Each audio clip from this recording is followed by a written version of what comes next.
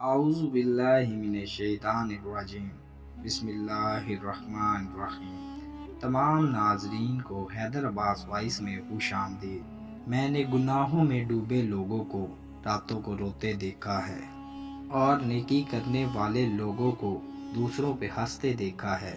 کس کا کردار اچھا اور کس کا برا یہ صرف اللہ جانتا ہے۔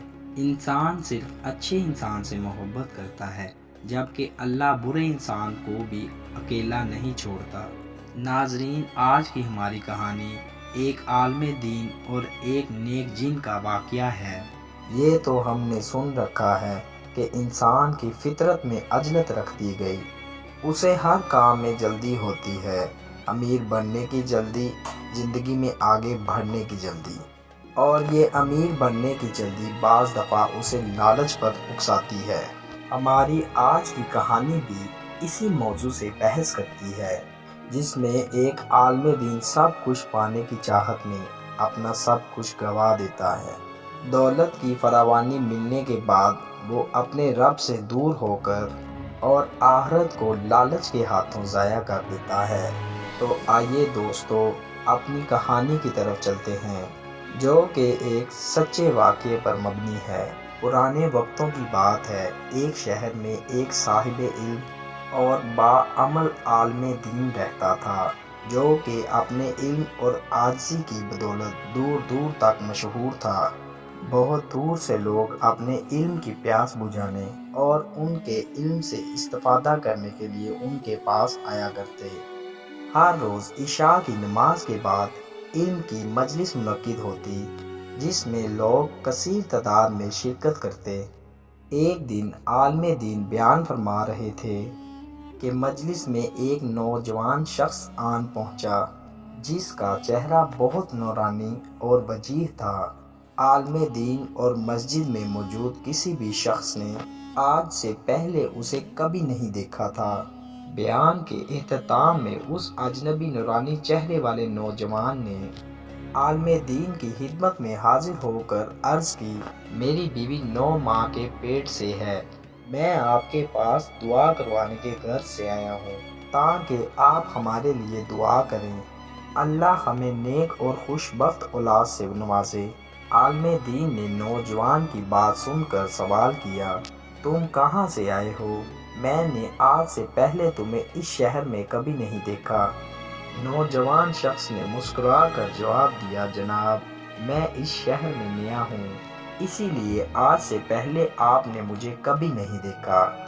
عالم دین نے اس کے لیے نیک اور صالحہ اولاد کی دعا کی، جس کے بعد وہ نوجوان وہاں سے چلتا بنا، اور عالم دین بھی اس کے جانے کے بعد اپنے گھر چلا گیا، جہاں اس کی بیوی کھانے کے دسترخواں پر بچوں سمیت اس کے انتظار میں بیٹھی تھی۔ کھانا کھانے کے بعد عالم دین کی بیوی ان سے کہنے لگی، سردیاں سر پر کھڑی ہیں اور ہمارے پاس اتنا پیسہ بھی نہیں کہ بچوں کے سردیوں کے کپڑے اور ضروریات زندگی کی اشیاء خرید سکیں۔ دن بہ دن گندم کی قیمت بڑھ رہی ہے اور سردیوں میں تو گندم ملنا مشکل ہو جاتی ہے، کیوں نہ آپ کسی سے ادھار لے لیں تاکہ سردیوں کے لیے گندم خرید کر رکھی جا سکے۔ عالم دین ٹھنڈی سانس بھر کر کہنے لگا، کس سے مانگے ادھار؟ سردیوں میں ہر شخص کی اپنی ضروریات بڑھ جاتی ہیں، کوئی بھلا مجھے ادھار کیوں دے گا؟ میاں بیوی کے درمیان یہ بحث طول پکڑ گئی اور پتہ ہی نہیں چلا کہ آدھی رات کا وقت ہو گیا۔ اچانک دروازے پر دستک ہوئی۔ عالم دین کی بیوی پریشان ہو کر کہنے لگی، اس آدھی رات کو کون آن پہنچا ہے؟ ہمارے گھر تو نہ کوئی بستر ہے نہ کھانا۔ عالم دین نے اپنی بیوی کو سمجھا بجھا کر دروازہ کھولا تو دروازے پر اسی نورانی چہرے والے شخص کو موجود پایا، جس سے آج شب عالم دین مسجد میں ملے تھے۔ عالم دین نوجوان کو دیکھنے کے بعد حیران ہو کر کہنے لگا، آپ اس وقت آدھی رات کو یہاں پر؟ خیریت تو ہے نوجوان؟ نوجوان ادب سے کہنے لگا، میری بیوی کے ہاں بچے کی ولادت کا وقت آن پہنچا ہے اور اس کی ضد ہے کہ بچے کے کان میں اذان آپ دیں، اسی لیے میں آپ کو لینے آیا ہوں۔ عالم دین نوجوان کی بات سن کر اس کے ساتھ جانے کو تیار ہو گیا۔ نوجوان عالم دین کو اپنے شہر کی گلی میں لے آیا۔ عالم دین نے جب گلی کو دیکھا تو حیرانگی سے کہنے لگا، آج سے پہلے میں نے اس شہر میں یہ گلی نہیں دیکھی۔ اور وہ نوجوان عالم دین کو لے کر اپنے گھر میں داخل ہو گیا، جہاں درجنوں نامولود بچے اذان دینے کی غرض سے عالم دین کے پاس لائے گئے۔ عالم دین نے درجنوں نامولود بچوں کو دیکھ کر حیرانگی سے سوال کیا، کیا یہ سب آپ کے بچے ہیں؟ نوجوان نے مسکرا کر جواب دیا، جی جناب، یہ سب میرے بچے ہیں اور آج ہی پیدا ہوئے ہیں۔ عالم دین یہ سن کر حیران ہو گیا اور کہنے لگا، یہ کیسے ممکن ہے؟ ایک عورت کے ہاں اتنے سارے بچوں کی پیدائش؟ نوجوان پھر سے مسکرایا اور کہنے لگا، مجھے پتا ہے ایک انسان کے ہاں اتنے سارے بچوں کی پیدائش نہیں ہوتی، مگر ہم جنات کے ہاں ایک ساتھ درجنوں بچے پیدا ہوتے ہیں۔ عالم دین نے یہ سن کر جیسے ہی نامولود بچوں کے کانوں میں اذان دی تو بچے فوراً اٹھ کر گھر میں بھاگنے دوڑنے لگے۔ اس کے ہاں طرح طرح کے لذیذ کھانوں کے ساتھ عالم دین کی تواضع کی گئی۔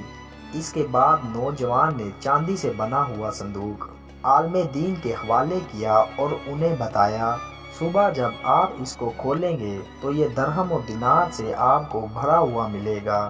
آپ جتنے چاہیں اس میں سے درہم و دینار نکال سکتے ہیں، مگر یاد رکھیں کہ جو آخر میں بچ جائے وہ درہم و دینار کبھی مت نکالنا۔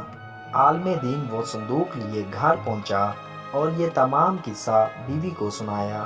پھر ہر صبح جب وہ یہ صندوق کھولتے وہ درہم و دینار سے بھرا ہوا ملتا۔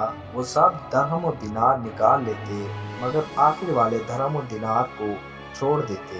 یہ معاملہ سالوں تک چلتا رہا اور عالم دین کا شمار شہروں کے رئیسوں میں ہونے لگا۔